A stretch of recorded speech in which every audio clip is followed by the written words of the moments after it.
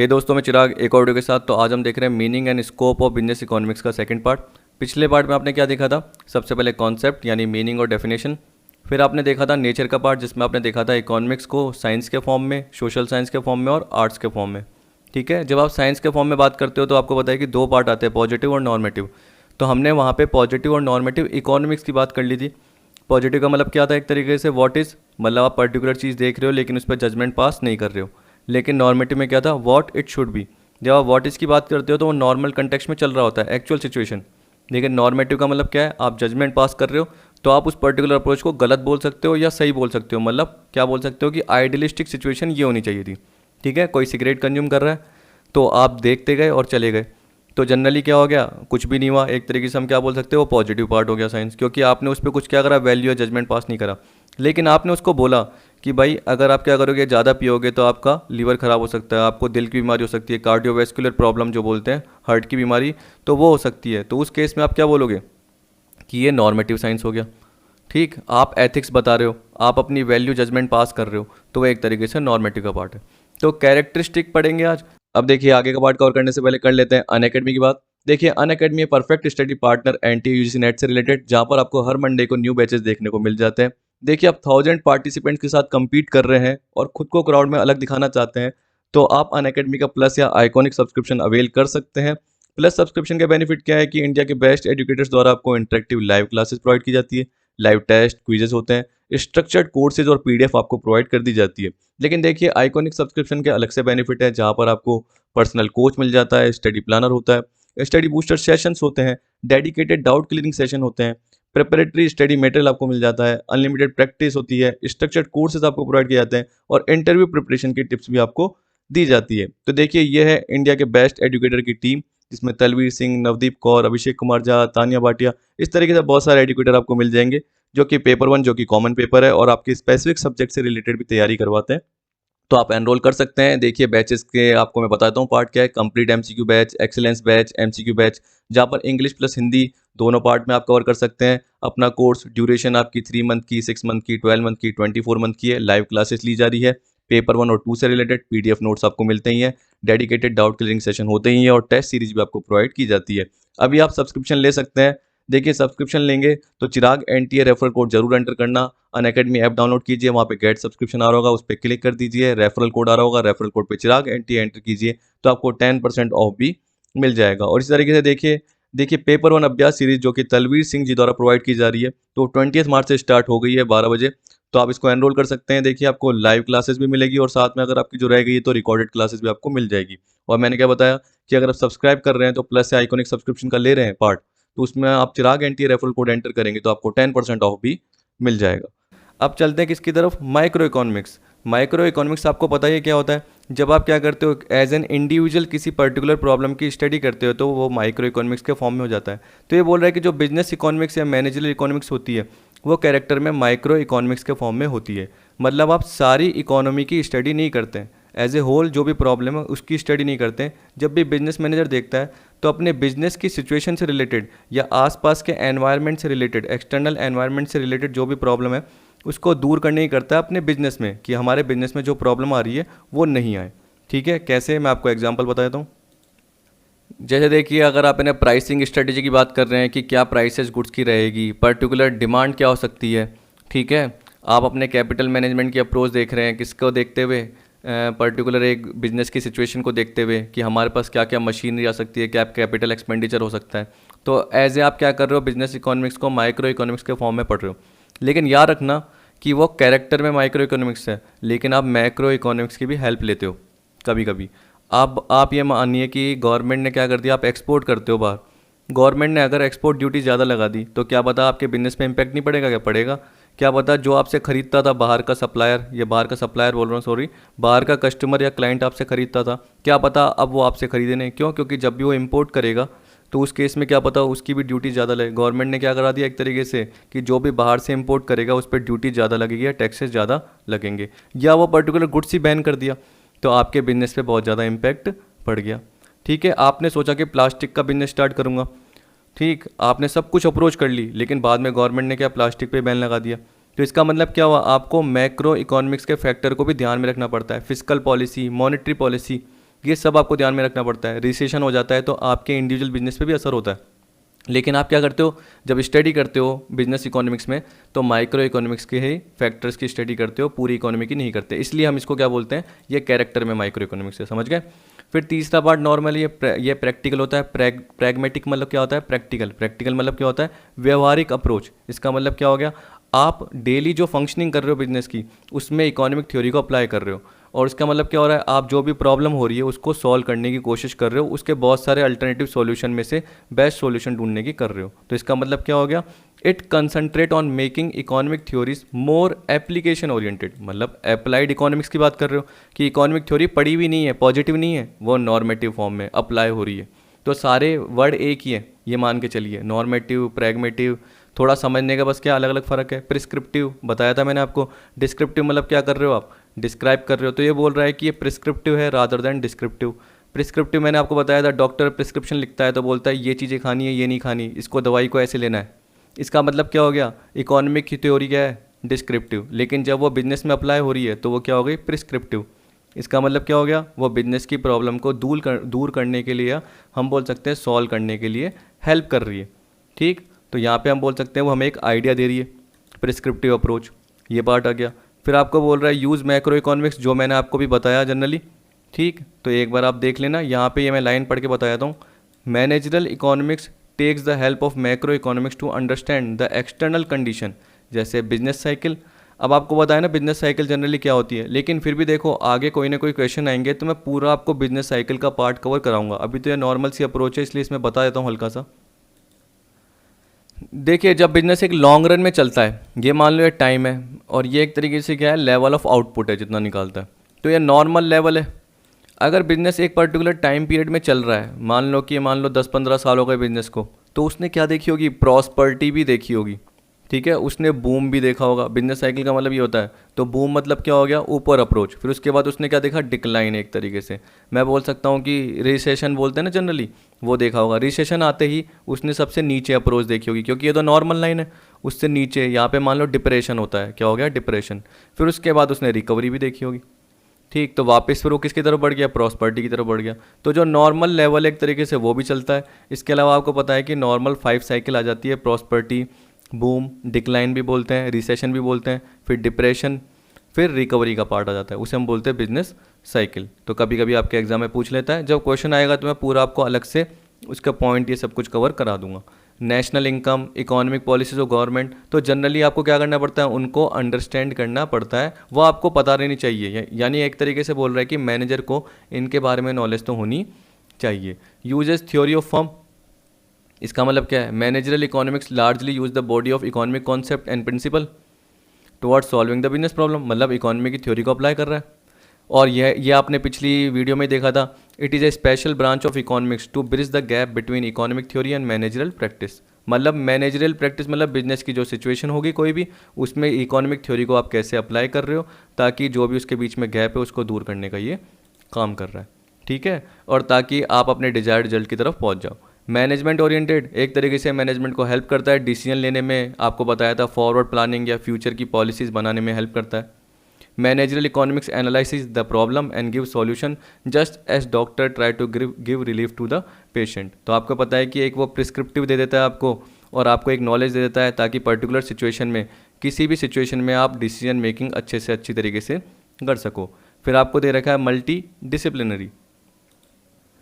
देखिए, आपको पता है कि मैनेजरल इकोनॉमिक्स की जब बात करते हैं तो जनरली क्या करता है, वो मोस्ट मॉडर्न टूल का यूज़ करता है, जैसे मैथमेटिक्स के, स्टैटिस्टिक्स के। आपको पता है ना, लीनियर डिमांड फंक्शन, ठीक है, नॉन लीनियर डिमांड फंक्शन। इसी तरीके से आपने प्रोडक्शन फंक्शन का देखा होगा, कॉप डगलस आपके पिछले एग्जाम्स में आ चुके हैं। तो इस तरीके से बहुत सारे प्रोडक्शन फंक्शन बने हुए होते हैं, या क्वेश्चन भी आते हैं, तो उसमें आपको पता है कि जनरली क्या होता है, एक इक्वेशन बनी हुई होती है, या एक लाइन लिखी हुई आती है पर्टिकुलर मैथमेटिक्स टाइप की। तो वो क्या है, ये बोल रहा है कि मैनेजरल इकोनॉमिक्स क्या कर रहा है, इन टूल्स का यूज़ कर रहा है, मैथमेटिक्स का, स्टैटिस्टिक्स का, या ऑपरेशनल रिसर्च, जिसमें आप जनरली बोलते हो गेम थ्योरी हो गई, लीनियर प्रोग्रामिंग हो गई, सिमुलेशन हो गया, ट्रांसपोर्टेशन प्रॉब्लम हो गई। तो जनरली इकोनॉमिक्स एक तरीके से इन मॉडर्न टूल्स का यूज़ कर रहा है, किसके लिए, एक तरीके से बिजनेस में जो भी पर्टिकुलर प्रॉब्लम आ रही है उसको सॉल्व करने के लिए। And decision making and planning principle, जैसे accounting, finance, marketing, production and personnel etcetera. तो इसका मतलब क्या हुआ, जो इकोनॉमिक्स का पार्ट है मॉडर्न टूल के फॉर्म में यहाँ पे भी अप्लाई हो रहा है। यानी ये अकाउंटिंग के साथ अच्छा रोल प्ले कर रहा है, फाइनेंस के साथ, मार्केटिंग के साथ, प्रोडक्शन के साथ, सबके साथ। फिर आपको दे दिया आर्ट्स एंड साइंस। आर्ट्स का मतलब क्या हो गया, आपके पास क्या स्किल है, सामने वाले के पास क्या स्किल है। तो आपको पता है कि एक ही काम को दो पर्सन अलग अलग तरीके से करते हैं। तो किस तरीके से आप किसी पर्टिकुलर अप्रोच को फॉलो करते हो और उस बिजनेस सिचुएशन में जो भी प्रॉब्लम आ रही है उसमें से आप बेस्ट सॉल्यूशन ढूंढने की करते हो, तो वो आपकी स्किल दिखाती है, वो आपकी आर्ट दिखाती है कि आप इकोनॉमिक थ्योरी को जो भी आपने सीखी है उसको कैसे बिजनेस में अप्लाई करते हो। एक नो सीखा होगा वो अप्लाई नहीं कर पाएगा, वो तो डाउन की तरफ ही लेके जाएगा। लेकिन एक एक्सपीरियंस मैनेजर होगा तो वो क्या करेगा, इकोनॉमिक थ्योरी को प्रॉपर तरीके से अप्लाई करेगा। वो हो गया आर्ट। साइंस का मतलब क्या हो गया, जो एक तरीके से कॉज और इफेक्ट के बीच में रिलेशनशिप एस्टेब्लिश करता है bye collecting, classifying and analysing the facts. तो फैक्ट में क्या बोलेगा, क्या कॉजेज है, क्या इफेक्ट है, तो उसको कलेक्ट करके, क्लासीफाई करके, एनालाइज करके, किसके बेसिस पे, सर्टेन प्रिंसिपल्स के बेसिस पे। तो प्रिंसिपल्स किसके होते हैं, इकोनॉमिक थ्योरी से रिलेटेड, इकोनॉमिक कॉन्सेप्ट से रिलेटेड, उनको बिजनेस में अप्लाई करेगा और उसका एक्चुअल में कॉजेज एंड इफेक्ट देखने की कोशिश करेगा। लेकिन आपको पता है कि ये एक तरीके से क्या, अप्लाइड इकोनॉमिक्स, इसका मतलब अलग अलग पर्सन अलग अलग ढंग से अप्लाइड करेंगे, तो इसलिए ये क्या आ गई, आर्ट भी आ गई। तो ये बोल रहा है it point out to the objective and also show the way to attend the said objective. तो ये ऑब्जेक्टिव्स को पॉइंट आउट करता है। तो बिजनेस मैनेजर, आपको पता है कि अगर आप 10 बिजनेस देखोगे और 10 बिजनेस मैनेजर देखोगे, सबकी अप्रोच अलग अलग होगी और सबके ऑब्जेक्टिव्स क्या होंगे, यानी ऑब्जेक्टिव पाने के तरीके क्या होंगे, अलग अलग होंगे। ठीक, अब आपको ऑब्जेक्टिव की बात कर रहा है, ऑब्जेक्टिव्स ऑफ बिजनेस इकोनॉमिक्स। अब देखिए समझिए क्या बोल रहा है कि managerial economics provide such tool necessary for business decision. जब भी आप बिजनेस डिसीजन मेकिंग की देखते हो पार्ट, तो उसमें आपको 5 फंडामेंटल प्रॉब्लम दिखती है, ये बोल रहा है। जब भी एक मैनेजर होता है उसको 5 जनरली प्रॉब्लम दिखती है। अगर हम किसकी बात करें, पर्टिकुलर गुड्स की डिमांड की बात करें, तो ये बोल रहा है कि किस हिसाब से प्रोडक्ट मिक्स होना चाहिए। ठीक है, या तो ये हम ये भी बोल सकते हैं कि देखो, प्रोडक्ट मिक्स का मतलब ये भी हो सकता है कि अगर आप रॉ मटेरियल लगाते हो तो कितना रॉ मटेरियल लगाना चाहिए, या कितना ABC लगा के पर्टिकुलर एक यूनिट निकले, तो ABC का कितना कच्चा रॉ मटेरियल लगाना चाहिए या कितनी kg लगाना चाहिए ताकि एक पर्टिकुलर यूनिट निकल के आ जाए। What is the least cost production technique and input mix, ये हो गया। What should be the level of output and price of product, तो आउटपुट कितना निकलेगा एक तरीके से और उस पर्टिकुलर प्रोडक्ट की प्राइस क्या होगी। इन्वेस्टमेंट डिसीजन कैसे लिया जाए, मतलब पर्टिकुलर आपको पता है कि कैसे कैसे आपको मशीनरी क्या परचेज करनी है, तो उसका डिसीजन फाइनेंस पे लेना है, लीज पे लेना है या हायर किराए पे लेना है पर्टिकुलर मशीन को, तो वो आपको सोचना पड़ेगा। और ये बोल रहा है how much should be selling cost, तो बेचने से रिलेटेड गुड्स की प्राइस जो आपने रखी उससे रिलेटेड गुड्स की कॉस्ट क्या होनी चाहिए ये। तो ये बोल रहा है इन प्रॉब्लम्स को सॉल्व करने के लिए जो भी डिसीजन मेकिंग से रिलेटेड है, डेटा कलेक्ट किया जाएगा और एनालाइज किया जाएगा बिजनेस ऑब्जेक्टिव के पर्सपेक्टिव से। ठीक है, तो बिजनेस ऑब्जेक्टिव्स को देखते हुए आपको क्या करना पड़ेगा, कलेक्ट करके डेटा को एनालाइज करना पड़ेगा, क्योंकि आपको उन ऑब्जेक्टिव तक पहुंचना है। तो बिजनेस इकोनॉमिक्स क्या करता है, सप्लाई करता है इन डेटा को, किसको, बिजनेस इकोनॉमिस्ट को। मतलब मान लो मैनेजर है, मैनेजर क्या है, एक इकोनॉमिस्ट है, ये मान के चल लो, तो उसको एक तरीके से क्या कर रहा है, वो डेटा सप्लाई कर रहा है। ये सारी प्रॉब्लम, ये जो ऊपर जितनी भी प्रॉब्लम है ना, तो ऑब्जेक्टिव के थ्रू एक तरीके से आपको पता चल जाता है कहाँ पहुँचना है। और बिजनेस इकोनॉमिक्स क्या कर रहा है, वो पर्टिकुलर सारी की सारी थ्योरीज अप्लाई करके आपको वो डेटा सॉल्व करने में मदद कर रहा है। इसका मतलब ये, Joel Dean, the purpose of managerial economics is to show how economic analysis can be use in formulating business policies. तो देखो बोल दिया ना, कैसे इकोनॉमिक एनालिसिस, इसका मतलब क्या हुआ, जो थ्योरी कॉन्सेप्ट प्रिंसिपल देखे थे उसको कैसे बिजनेस में अप्लाई किया ताकि बिजनेस पॉलिसीज़ फॉर्मुलेट हो सके, बिजनेस पॉलिसीज़ चल सके, जो हमने सोची थी या जो हमने ऑब्जेक्टिव सोचे थे वो हमारे पूरे हो रहे हैं या नहीं हो रहे। अब देखो क्या बोल रहा है, basic objective of managerial economics is to analyse economic problem of business, बार बार यही बोलता है, and suggest solution and help the manager in decision making. कितनी बार बता दिया आपको, सेम यही है। तो इसका मतलब जब ऑब्जेक्टिव देखोगे तो सारे आपको सेम दिखेंगे। वो तो बस क्या है, मेरा पार्ट रह गया आपको बताने का कि थोड़ा सा क्या रहता है, माइंड में रहता है कि आपको सब बताऊं, नहीं तो पर्टिकुलर मैं क्या करूंगा, आपको ये सारे पार्ट पे छुड़वा सकता हूं, लेकिन ऊपर ऊपर से पढ़ लेते हैं एक पॉइंट, तो आप देख लो। अब देखिए जो भी पढ़ा है ना सारा वही पार्ट है, देखो, to integrate economic theory with business practice. अब सीधी सी बात है, ये क्या अपना पॉजिटिव पार्ट, इसको एक तरीके से नॉर्मेटिव बनाना, बिजनेस में अप्लाई करना ताकि पर्टिकुलर डिसीजन मेकिंग में आसानी हो। To apply economic concept and principle to solve business problem, आ गया कि बिजनेस प्रॉब्लम को दूर करना किसके थ्रू, इकोनॉमिक कॉन्सेप्ट या थ्योरीज जो भी आपने पढ़ी उसको बिजनेस में अप्लाई करके। तीसरा, to employ the most modern instrument and tool to solve business problem. तो आपको पता है कि आजकल आप क्या करते हो, लीनियर प्रोग्रामिंग जो दे रखा है, इसमें गेम थ्योरी दे रखा है, या बहुत सारे जैसे हम बोल सकते हैं साइंटिफिक या स्टैटिस्टिकल टूल्स का यूज़ करते हो। जैसे मैंने आपको बहुत ज़्यादा बताए थे आपको, जैसे मैंने बोला कि ट्रांसपोर्टेशन प्रॉब्लम होती है, सिमुलेशन प्रॉब्लम होती है, इस तरीके से बहुत अलग अलग मेथड्स होते हैं, प्रॉब्लम नहीं सॉरी मेथड्स होते हैं, उनका यूज़ किया जाता है ताकि उन पर्टिकुलर बिजनेस प्रॉब्लम को सॉल्व किया जा सके। ठीक, अगर आपने कभी क्वांटिटेटिव एप्टीट्यूड चैप्टर पढ़ा है या ऑपरेशनल रिसर्च पढ़ा है तो आपको पता चल जाएंगे कि इतने सारे मेथड होते थे। ठीक है, अब वो हम क्या करते हैं, करवा नहीं सकते हैं क्योंकि वो प्रैक्टिकल अप्रोच है एक तरीके से, और थ्योरेटिकल आपको समझ में आने से रहा, तो इसलिए जनरली हम बोल के बता देते हैं कि ये इंस्ट्रूमेंट होते हैं, तो आपको बस वो याद रखने। To allocate the scarce resources in optimal manner. तो स्कार्स रिसोर्सेज आपको पता है कि इकोनॉमिक्स का पॉइंट ही क्या है कि आपके पास रिसोर्सेज क्या है, स्कार्स है, जिसके लिए आपकी वांट क्या होती है, अनलिमिटेड होती है। उन पर्टिकुलर स्कार्स रिसोर्सेज को आपको क्या करना है, बेस्ट वे में यूज़ करना है, क्योंकि आपके पास अलग अलग ऑप्शन होते हैं, उसमें से आपको बेस्ट ऑप्शन को सेलेक्ट करना है। तो रैशनल मैनेजमेंट बताया था मैंने आपको, ऑप्टिमम चॉइस करनी है पिछली वीडियो में शुरू में, तो वही तो है, तभी तो डिसीजन मेकिंग होगी। आप बताओ, एक मैनेजर पर्टिकुलर क्या करेगा, कॉस्ट कटिंग की ही सोचेगा या वो क्वालिटी वाइज भी सोचेगा, तब वो कॉस्ट कटिंग की इतनी ज़्यादा नहीं सोचेगा, लेकिन वो देखेगा कि क्वालिटी वाइज प्रोडक्ट अच्छा हो और कॉस्ट भी ज़्यादा ना लगे, तो वो वेस्टेज कब करना चाहेगा, वो अपने डिजायर्ड रिजल्ट की तरफ बढ़ना चाहेगा। तो इसलिए वो अपने स्कैर्स रिसोर्सेज, मतलब जो कैपिटल है, जो मशीनरी है, ठीक है, जो फाइनेंस उसने अरेंज किया है, उस पर्टिकुलर यानी जो मनी है, उन रिसोर्सेज को ढंग से वो यूज़ करे।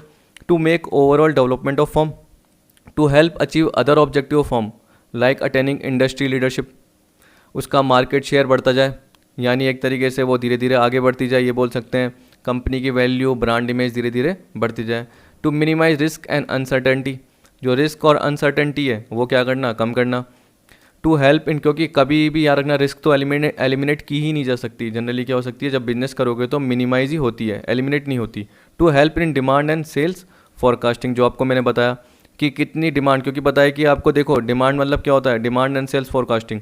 आप फ्यूचर से रिलेटेड सोच को, फ्यूचर से रिलेटेड अप्रोच को आज ही देख रहे हो कि यार कितना एक तरीके से लेवल ऑफ आउटपुट हमारा रहेगा, वो पर्टिकुलर पार्ट आ गया। फिर आपको बोल दिया to help in operation of firm by helping in planning, organising, controlling etcetera, तो इस तरीके से हेल्प कर रहा है। और याद रखना है जो डिमांड एंड सेल्स फोरकास्टिंग है ये भी अपने स्कोप से रिलेटेड फर्स्ट पार्ट में आएगी, सबसे फर्स्ट पार्ट ये है। To help in formulating business policies, to help in profit maximisation. तो आपको पता है, मैंने आपको बताया था जैसे ऑब्जेक्टिव्स ऑफ बिजनेस फर्म क्या होते हैं, वैसे यहाँ पे क्या बोल रहा है कि बिजनेस इकोनॉमिक्स से रिलेटेड ऑब्जेक्ट क्या है, तो प्रॉफिट को मैक्सिमाइज करना, क्योंकि हर पर्टिकुलर जो सबसे प्रोड्यूसर होता है सबसे पहले, उसका सबसे पहला मोटिव क्या होता है, प्रॉफिट को मैक्सिमाइज करना। लेकिन आजकल और भी चीज़ें अलग अलग हो गई हैं, आउटपुट मैक्सिमाइजेशन, सेटिस्फैक्शन मैक्सिमाइजेशन की कस्टमर का सेटिस्फैक्शन मैक्सिमम हो, ये सारी अप्रोच भी धीरे धीरे बढ़ती गई है मॉडर्न अप्रोच में। जो मैंने आपको क्या बोला था, ऑब्जेक्टिव्स ऑफ बिजनेस फॉर्म में बताऊंगा ना, उसमें समझाऊंगा, उसमें आ जाएगा आपका पार्ट। अब देखो ये बोल रहा है business economics is useful because, ये उस ऊपर से रिलेटेड ये कि आपने ऑब्जेक्टिव देखे तो उसके हिसाब से बोल दिया कि ये क्यों यूज़फुल है। देखो पहला पर्टिकुलर वही कि एक तरीके से टूल्स एंड टेक्निक प्रोवाइड करती है आपको मैनेजरल डिसीजन के लिए, डिसीजन मेकिंग के लिए। फिर आपको एक बेसिक प्रॉब्लम जो भी उसका सॉल्यूशन आंसर बताती है जनरली। फिर आपको बोल दिया कि आपको एक तरीके से डेटा सप्लाई करती है जब भी आपको एनालिसिस करना है या फोरकास्टिंग करनी है कि क्या पर्टिकुलर डिमांड रहेगी, हम गुड्स की क्या प्राइसेस रखें, ठीक है, डिमांड एनालिसिस बोलते हैं ना, तो पर्टिकुलर डिमांड एनालिसिस और फोरकास्टिंग करने के लिए। It provides tool for demand forecasting, देखो आ गया, एंड प्रॉफिट प्लानिंग, तो ये भी आ गया, तो प्रॉफिट प्लानिंग के लिए भी आ गया साथ में। फिर it guides the managerial economist, managerial economist मतलब क्या हो गया, मैनेजर हो गया जिसमें एक तरीके से थोड़ी सी इकोनॉमिस्ट की अप्रोच भी है, क्योंकि वो कुछ ना कुछ एक तरीके से मार्केट की सिचुएशन के बारे में जानता है, थोड़ा थोड़ा इकोनॉमिक्स के बारे में पर्टिकुलर पॉइंट जानता है। तो ये बोल रहा है कि thus business economics offers a number of benefit to business manager, it is also useful to individual, society and government. Normal part. अब देखो आपका स्कोप का पार्ट दे रखा है, स्कोप ऑफ मैनेजरल और बिजनेस इकोनॉमिक्स।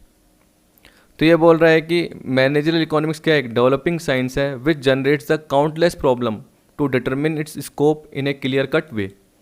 तो एक तरीके से क्या जनरेट करता है, काउंटलेस प्रॉब्लम क्रिएट करता है, जनरेट करता है, ताकि एक तरीके से स्कोप पता चल जाए कि इकोनॉमिक्स कहाँ कहाँ अप्लाई हो सकती है। From the following fields we can examine the scope of business economics, मतलब बिजनेस या जो मैनेजरल इकोनॉमिक्स है कहाँ कहाँ फैला हुआ है जनरली, ये बोल रहा है। अब देखिए ये यही बोल रहा है कि सबसे ज़्यादा अगर हम स्कोप में सबसे पहले सोचते हैं तो इसी को सोचते हैं, सबसे पहली लाइन में जनरली यही बोल रहा है। और ये फिर इसके बाद बोल रहा है कि जो बिजनेस फर्म होती है वो एक ऐसी इकोनॉमिक यूनिट होती है जो कि जनरली क्या करती है, प्रोडक्टिव रिसोर्सेज को सेलेबल गुड्स में ट्रांसफॉर्म करती है। मतलब इनपुट से प्रोसेस, प्रोसेस से आउटपुट, जनरली ये होता है रॉ मटेरियल को ढंग से बिल्कुल क्वालिटी वाइज प्रोड्यूस करके आउटपुट में कन्वर्ट करने का पार्ट। तो आपको पता है कि ये यही सोच के चलती है कि सारे आउटपुट बिकेंगे, ठीक है। जब भी आउटपुट बनाते हैं ये नहीं बोलते कि हम इतने बचाएंगे आगे के लिए, जनरली क्या बोलते हैं सारे के सारे बिकेंगे।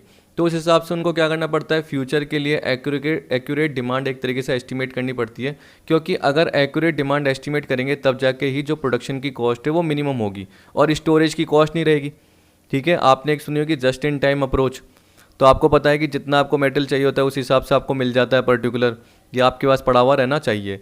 आपको पता है कि अगर आप फालतू के लिए स्टॉक बहुत ज़्यादा एक तरीके से क्रिएट कर लोगे, या मैं बोल सकता हूँ आप प्रोड्यूस कर लोगे, अब उतनी डिमांड नहीं है। जब फ्यूचर में पर्टिकुलर आपको पता है कि वो अप्रोच करंट में आ गई और आपका गुड्स इतना बिका नहीं, तो आपके पास फालतू का स्टॉक रख गया तो वो ऑब्सोलीट हो सकता है। तो एक तो उसका खर्चा, कहने का मतलब उसकी क्या हो गई, आपकी कॉस्ट लॉस हो गई, एक तरीके से स्क्रैप वैल्यू हो गई। इसके अलावा आप उसको गोडाउन में रखोगे तो गोडाउन से रिलेटेड आपको क्या लगेगा, इंटरेस्ट लगेगा।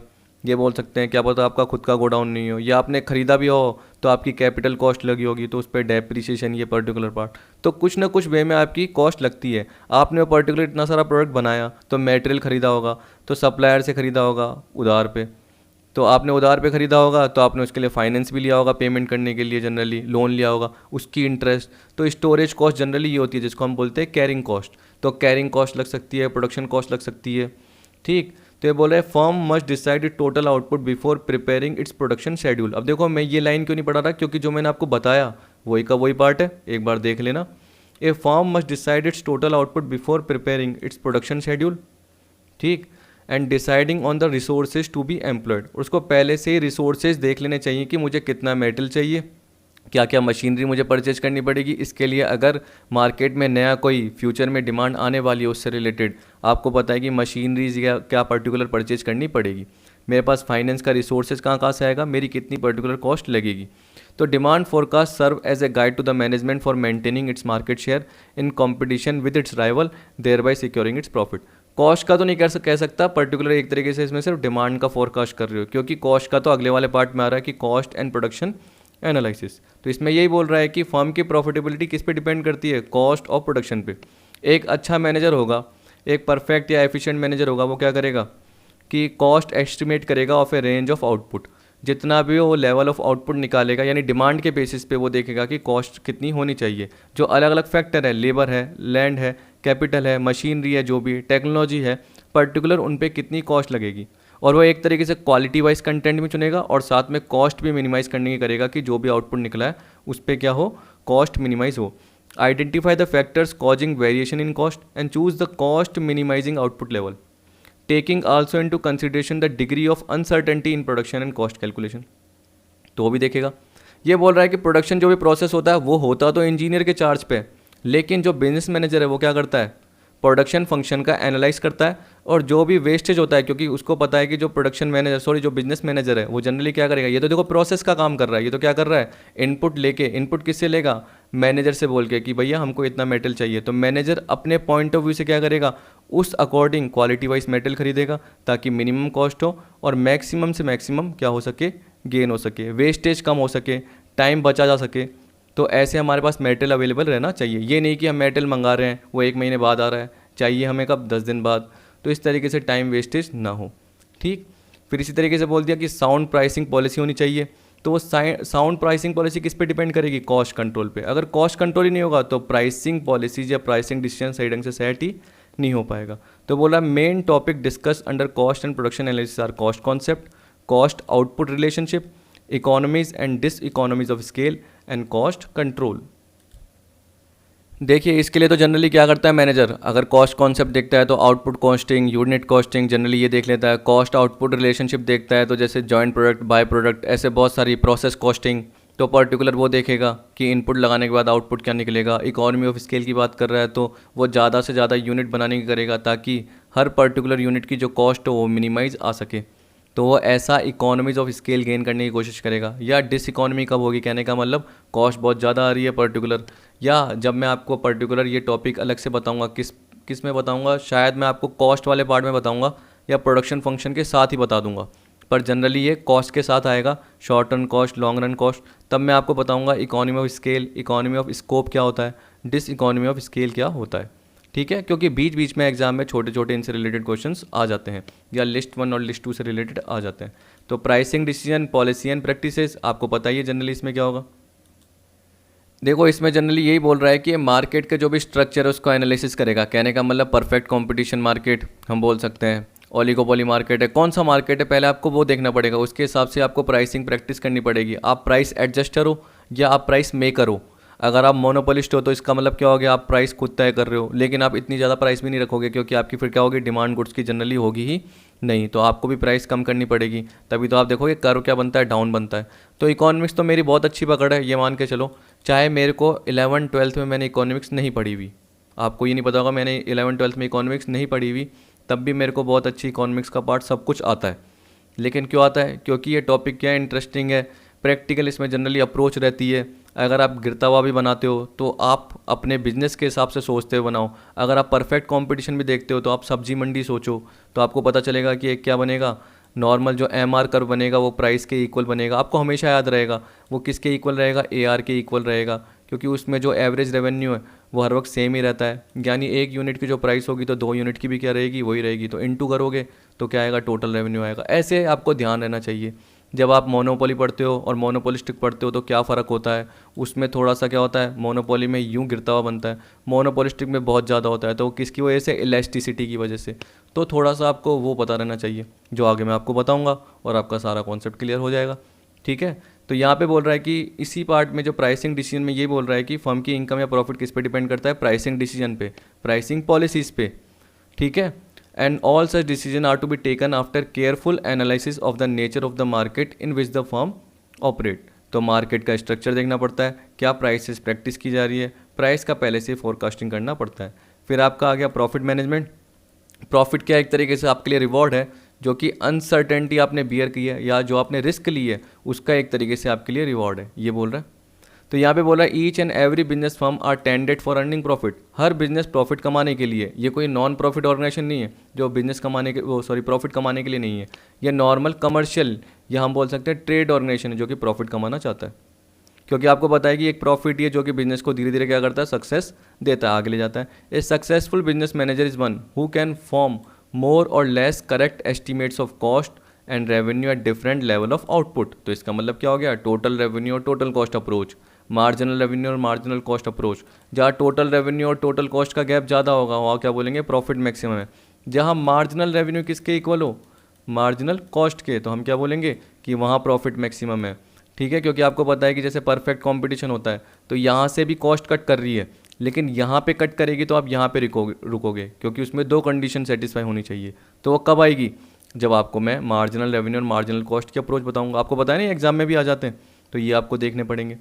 आगे समझ में, इस तरीके से आपको कुछ ना कुछ पार्ट देखने पड़ेंगे। तो बोल रहा है कि एक मैनेजर कब सक्सेसफुल होगा, जब वो सारी जो आपने ये देखो थ्योरीज पढ़ी, जो मैंने बताई है क्या थ्योरी है, एक पर्टिकुलर, उसको बिजनेस में अप्लाई करके देख रहा है, और एक तरीके से जो रिस्क है उसको कम करने की कोशिश कर रहा है, और जिससे प्रॉफिट क्या कर सके, ज़्यादा से ज़्यादा कमा सके। It is therefore profit planning and profit measurement constitute the most challenging area of business economics. ये बोल रहा है कि मोस्ट चैलेंजिंग एरिया है, जो कि एक तरीके से मैनेजर को इसमें बहुत ध्यान लगाना पड़ता है, तब जाके वो सक्सेसफुल बन पाता है। कैपिटल मैनेजमेंट, कैपिटल मैनेजमेंट मतलब क्या हो गया, वही इन्वेस्टमेंट कितना किया गया प्लांट एंड मशीनरी में, बिल्डिंग में। तो ये बोल रहा है कि अगर इन्वेस्टमेंट क्या होता है प्लांट मशीनरी में, बिल्डिंग में बहुत ज़्यादा होता है पर्टिकुलर, तो आपको पता है कि उस केस में टॉप लेवल डिसीजन की ही रिक्वायरमेंट होती है। इसका मतलब क्या हो गया, स्ट्रेटेजी प्लानिंग उसकी बहुत ज़्यादा ज़रूरत होती है, जो कि कौन कर सकता है, टॉप लेवल मैनेजर ही कर सकता है।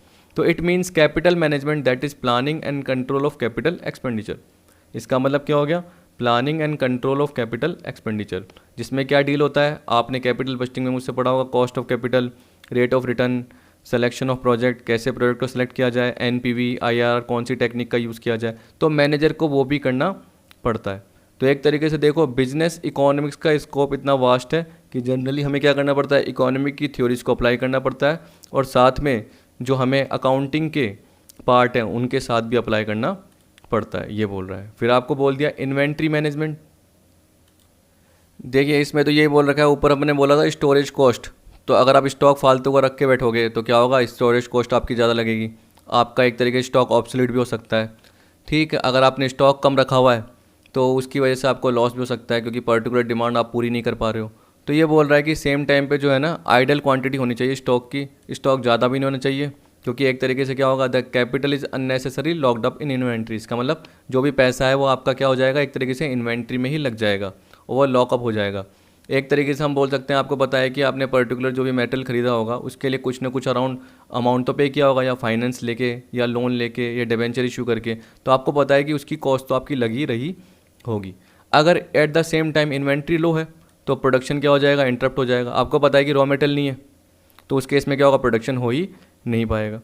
तो hence a firm always prefer to have an optimum quantity of stock, क्योंकि अगर मटेरियल ही नहीं होगा तो प्रोडक्शन नहीं हुआ, प्रोडक्शन नहीं हुआ तो डिमांड भी पूरी नहीं कर पाए। इसलिए आपने वो सुना होगा इन्वेंट्री मॉडल्स जैसे EOQ, ठीक है, economic order quantity, ABC analysis, इस तरीके से अलग अलग कॉन्सेप्ट यूज़ किए जाते हैं। ABC क्या होता है जानते हो ना, ठीक है, A category, B category, C category. C category क्या होते हैं, क्वांटिटी में बहुत ज़्यादा होते हैं, ठीक है, लेकिन वैल्यू कितनी होती है, बिल्कुल कम। क्वांटिटी में मान लो 1000 है, 1000 क्वांटिटी में, और वैल्यू कितनी है, सिर्फ ओनली 5000 6000।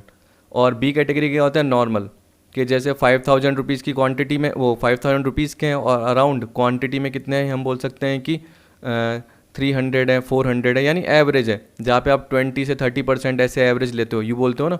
और ए वाले जनरली क्या होते हैं, हम क्या बोलते हैं कि वो वैल्यू में तो बहुत ज़्यादा होते हैं लेकिन क्वांटिटी में कम होते हैं, ठीक है, जिनको हमें एक तरीके से सेफ रखने की ज़रूरत होती है, बहुत ज़्यादा सिक्योर करने की ज़रूरत होती है। सी वाले तो क्या होते हैं, उनको ज़्यादा सिक्योर करने की ज़रूरत नहीं होती। तो आप वो एनालिसिस करते हो ABC, तो ए को ज़्यादा क्या करते हो आप, अहमियत देते हो, बी को भी देते हो नॉर्मल, लेकिन सी को इतनी ज़्यादा नहीं देते हो प्रोटेक्शन।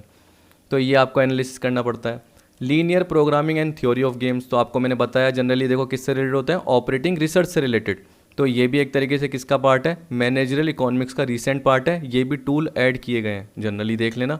फिर आपको बोल रहा है effective use of economic policies for business development. आपको पता है कि बिजनेस इकोनॉमिक्स मैंने बताया था माइक्रो होता है कैरेक्टर में, लेकिन कभी कभी वो मैक्रो फैक्टर से इन्फ्लुएंस हो जाता है। आपको मैंने बताया कैसे, कि आप सोच रहे हो कि आप प्लास्टिक क्या करोगे, प्लास्टिक से रिलेटेड इंडस्ट्री सेटअप करोगे, लेकिन गवर्नमेंट ने प्लास्टिक पे ही बैन लगा दिया। तो अब जो आपने सोचा था कि प्लास्टिक बैग्स बनाओगे वो आप नहीं बना पाओगे। तो वो आपका क्या था, एक तरीके से आइडिया माइक्रो इकोनॉमिक्स का, लेकिन गवर्नमेंट ने बैन लगाया तो इसमें मतलब क्या हो गया, मैक्रो फैक्टर की वजह से आपका बिजनेस इन्फ्लुएंस हो गया। तो आपको क्या करना पड़ता है, आपको पता है कि आप माइक्रो कैरेक्टर में ऊपर कैरेक्टरिस्टिक में पढ़ा था, लेकिन मैंने क्या बताया था, आप यूजेज ऑफ मैक्रो फैक्टर, तो आप मैक्रो फैक्टर्स का भी यूज़ करते हो। Thus economic policies have to be carefully studied in order to make proper business decision. Economic policies में क्या आ गई, fiscal policy, monetary policy, industrial policies, technology policy, licence policy, ये सारा आपको जनरली देखना पड़ता है, मतलब गवर्नमेंट की सिचुएशन को भी कवर करना पड़ता है।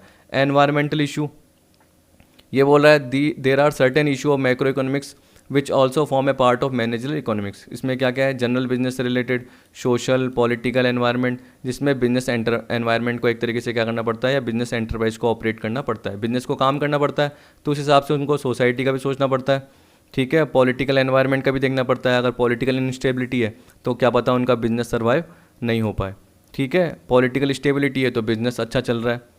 और एक तरीके से हम बोल सकते हैं कि देखो पॉलिटिकल इंस्टेबिलिटी होती है ना, तो बिज़नेस भी क्या होता है, एक तरीके से शेयर मार्केट भी डाउन हो जाता है, तो क्या पता उस पर्टिकुलर सिचुएशन में आपकी बिज़नेस की वैल्यू भी डाउन हो जाए और मार्केट शेयर भी गिर जाए, ऐसा भी हो सकता है। फिर बिजनेस साइकिल, मैंने आपको बताया था कि बिजनेस साइकिल्स क्या करती है, बिजनेस डिसीजन को इम्पैक्ट डालती है। आपको पता है कैसे, आपको मैंने बताया था कि अलग अलग फेजेज आती है, क्या क्या बताया था, प्रॉस्पर्टी, आपको मैंने बताया था ये नॉर्मल लेवल है मान के चलो, और भी मैंने बताया कि आगे कभी ना कभी अपने क्वेश्चन में पार्ट आएगा तो पूरा डिटेल में आपको कवर कराऊंगा। तो ये प्रॉस्पर्टी, उसके बाद बीच में क्या आ गया, यहाँ पे बूम आ गया, बूम के बाद क्या आ गया, एक तरीके से रिसेशन आ गया, रिसेशन के बाद देखो ये यहाँ तक रिसेशन आया, यहाँ पे रुक गए, तो ये क्या एक तरीके से आपका डिप्रेशन, क्या है, डिप्रेशन। फिर डिप्रेशन के बाद एक तरीके से आप धीरे धीरे सुधरने की कोशिश करोगे, तो रिकवरी, क्या आ गया, रिकवरी। तो ये क्या है, प्रॉस्पर्टी, ये क्या है, बूम आ गया, ये क्या है आपका रिसेशन, ठीक है। और यहाँ पे जो आ रहा है नीचे क्या आ रहा है, डिप्रेशन, इसके बाद कहाँ जा रहे हो, रिकवरी पे जा रहे हो। तो एक तरीके से क्या बोल रहा है कि ये बिजनेस साइकिल क्या करती है, बिजनेस डिसीजंस को अफेक्ट करती है। तो इसलिए बोल रहा है कि बिजनेस इकोनॉमिक्स के स्कोप में इसको भी लिया जाता है। ठीक, they refer to regular fluctuation in economic activity in country, different phases of business cycle are they दिया। Thus managerial economics comprise both micro and macro economic theories, ये बोल रहा है इसके हिसाब से। लेकिन हम जनरली क्या बोलते हैं, जब भी अप्रोच पढ़ते हैं तो बिजनेस इकोनॉमिक्स क्या बोलते हैं, ये अप्लाइड है। इसमें ज़्यादा से ज़्यादा किस पे स्ट्रेस दिया जाता है, माइक्रो इकोनॉमिक्स पे स्ट्रेस दिया जाता है, मैक्रो की हल्की सी हेल्प ली जाती है। ठीक है, तो एक तरीके से आप पूरा पर्टिकुलर पॉइंट पढ़ लेना। फिर आपको अब डिफरेंस देख रहा है, डिफरेंस में जनरली क्या दे रखा है, it is a pure economics, यहाँ पे क्या बोल दिया, इट इज़ अप्लाइड इकोनॉमिक्स। बताया था मैंने क्यों है, क्योंकि प्योर इकोनॉमिक्स का मतलब क्या हो गया, इसमें सिर्फ इकोनॉमिक थ्योरीज और प्रिंसिपल है, जबकि यहाँ पे क्या हो रहा है, इकोनॉमिक थ्योरीज और प्रिंसिपल को यहाँ अप्लाई कर रहे हैं। कहाँ पे कर रहे हैं, बिजनेस की प्रॉब्लम को दूर करने के लिए या बिजनेस की प्रॉब्लम को सॉल्व करने के लिए अप्लाई कर रहे हैं, इसमें ये बोल रहा है, इसलिए इसको अप्लाइड बोलते हैं। पिछली वीडियो में भी मैंने बहुत अच्छे ढंग से बताया था, economics has similar emphasis on both micro and macro, अभी भी मैंने बताया था शुरू में भी। वैसे ही बिजनेस इकोनॉमिक्स में जनरली क्या होता है, ज़्यादा स्ट्रेस किस पे जाता है, माइक्रो पे, न कि मैक्रो पे। मैक्रो पे दिया जाता है लेकिन कम, तभी देखो इसने क्या दे रखा है, लिखा हुआ managerial economic relatively give more stress on micro economics than macro economics. फिर आपको दे रखा है फोर्थ पॉइंट।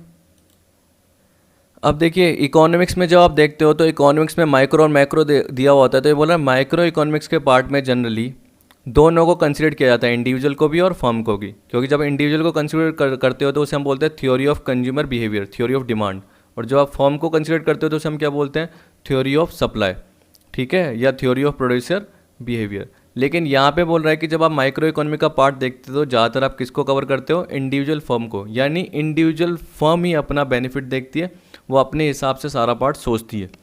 ठीक है, जबकि यहाँ पे हम क्या करेंगे, दोनों को कैलकुलेशन करेंगे, यानी फर्म के पॉइंट ऑफ व्यू से भी देखेंगे और कंज्यूमर के पॉइंट ऑफ व्यू से भी सारा पार्ट कंसिडर करेंगे। पर ये अप्रोच मेरे को थोड़ी सही नहीं लगी, क्योंकि जनरली क्या होता है कि हम पर्टिकुलर कंज्यूमर के हिसाब से भी जनरली पढ़ते ही हैं, तो ज़रूरी नहीं कि मैं इससे एक तरीके से रिलेट कर सकूं। क्योंकि यहाँ मैंने क्या करा, ये नेट से पर्टिकुलर देखा तो मुझे इस अप्रोच में थोड़ा सा सही नहीं लगता, लेकिन बाकी सारा पार्ट सही है। It's micro economic analysis deal with rent, interest, wages and profit. तो जनरली क्या बोल रहा है, इसमें क्या आएगा, रेंट, इंटरेस्ट, वेजेस, प्रॉफिट, मतलब वो फैक्टर और प्रोडक्शन के पार्ट।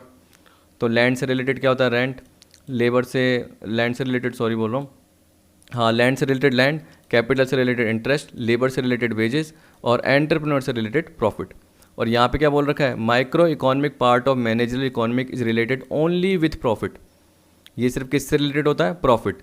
तो हम क्या करेंगे, लास्ट में जब मैंने आपको ऑब्जेक्टिव बोला कि कराऊंगा, तो उसके साथ मैं आपको वो भी कवर कराऊंगा, क्या बोलते हैं उसको, थ्योरीज ऑफ प्रॉफिट, क्योंकि खूब बार एग्जाम में आ चुकी है, अभी लेटेस्ट भी एग्जाम में आ चुकी है। बताओ, जो दिसंबर 19 या इससे पहले के एग्ज़ाम भी है उसमें ये थ्योरीज ऑफ प्रॉफिट भी आ जाता है, जबकि आपके कोर्स में जनरली स्पेसिफिकली कहीं नहीं बोल रखा।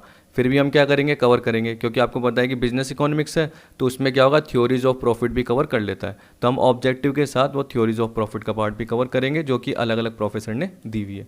तो आई होप आपको सारा पार्ट पता चल गया होगा। ये तो मैंने एक्स्ट्रा ही आपको कवर कराया था ताकि आपको थोड़ा आइडिया हो जाए, ठीक है, नहीं तो आपको सारा पार्ट पता चल गया।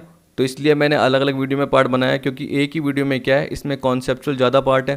पिछले जैसे मैंने आपको HRM इसमें जनरली पार्ट बताया, तो उसमें भी मैंने क्या करा, पर्टिकुलर 1 घंटे 20 मिनट, 1 घंटे 10 मिनट या 1 आवर की पूरी वीडियो कवर कराई। तो अगर आप उसको 2 पार्ट में देखो तो चल जाएगा एक तरीके से, क्योंकि आप बोलते हो वीडियो लेंथी है, नहीं तो इस टाइप की भी आप क्या करोगे, वीडियो देख सकते हो। इकोनॉमिक्स की जनरली ऐसी बनी है, बिजनेस फाइनेंस की भी आपको 20, 25, 30 इतने मिनट्स की बनी हुई है। फाइनेंस की भी मोस्टली आपकी, फाइनेंस नहीं, बिजनेस एनवायरनमेंट और इंटरनेशनल बिजनेस से रिलेटेड वीडियोस भी आपकी जनरली ऐसे ही बनी हुई है, अराउंड 40 वीडियोस है वो, ठीक है। तो आगे हम अगले पार्ट में देखेंगे डिमांड से related, demand analysis. Objective of हम कब देखेंगे, सबसे लास्ट में, ठीक। तो वीडियो देखने के लिए थैंक यू।